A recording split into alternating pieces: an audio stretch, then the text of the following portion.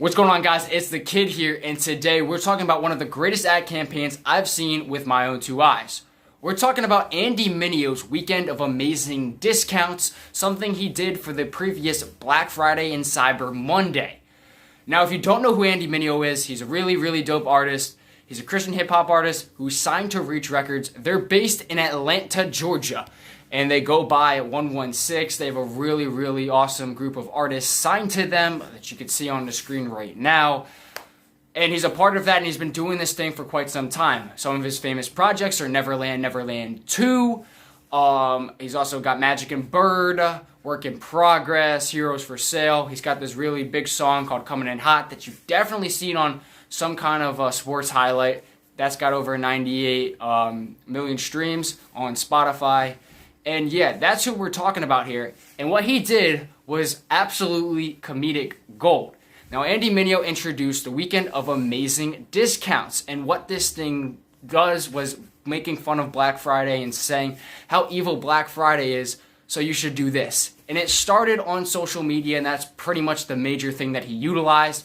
He put out a bunch of funny tweets, a bunch of funny skits, said Black Friday is evil, came out with this website that he used. It's actually his merch company, and his thing is minorleague.store. So he put it out on there. It's still up, so we can go and revisit it. But basically, hear this statement: nature hates a vacuum. When we decided to try to end Black Friday forever, we knew we had to replace it with something. WOD, Weekend of Amazing Discounts, is similar to Black Friday and Cyber Monday, only it's not evil.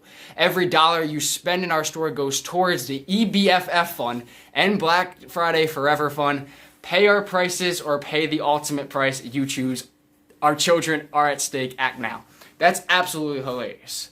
And he went and did this. He went and put up a change.org petition and this whole funny thing where he was like, Black Friday is evil, and he was able to sell a lot of his merch dealing with his most recent project, Neverland 2, and some of his older, well-known stuff. Now, if we go to a marketing perspective and look at the marketing mix, the 4 Ps, you know what I'm talking about, the 4 Ps. Price, these shirts, reasonable price, they were about $35-$45, and now they're $17.50, $18, $16. You got hoodies that were previously $60 for $35, so very good deals on some high quality clothing with some cool designs.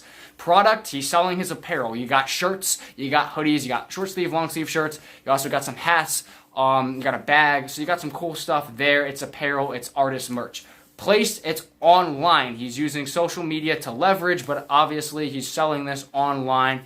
It's an online store. And then in promotion, back to social media, he leverages multiple social media platforms, including TikTok, Facebook, Instagram, and Twitter to go ahead and pull this thing off. Target market definitely has to be his audience of 1.6 million monthly listeners he's got on Spotify, probably his fans. And then also, I'd just say from an age group standpoint, probably 20s to 30s, maybe some teens, maybe some middle-aged people in there as well. But I think that's what you're mostly looking for, people that he's expecting to go ahead and buy stuff, and what he's marketing to, as you can see, how he utilized social media to go ahead and do that. Now, if we look at a competitor in terms of competitor pricing, we have Native Supply, another company ran by a Christian hip-hop artist, KB, and this is a little bit more bigger, but in terms of their Black Friday sale and their normal prices, if you can see side by side, you got some of the prices up right there. And then overall wise, what Native Supply did is they relied heavily on graphics. They posted a bunch of dope graphics, made a cool looking schedule, implemented a golden ticket giveaway, made things up to 80% off on their shop. And then I think at one point they raised the prices of everything and then made it like whole website 30% off, and it returned to the price that they initially had the sale on, which was really genius. They did that, but I would say Andy's approach was definitely more of just a comedic thing, a lot more skits, not really based on the graphical stuff, and that's the big difference you see between those two campaigns. So overall, I think this was absolutely hilarious. You see this Instagram thing where my man looks like he's on TMZ and he's walking around and getting interviewed by Black Friday is evil. He's got hilarious things in his change.org petition in terms of contacts, and he's really just trying to, I think, get people's attention by using humor to draw them in.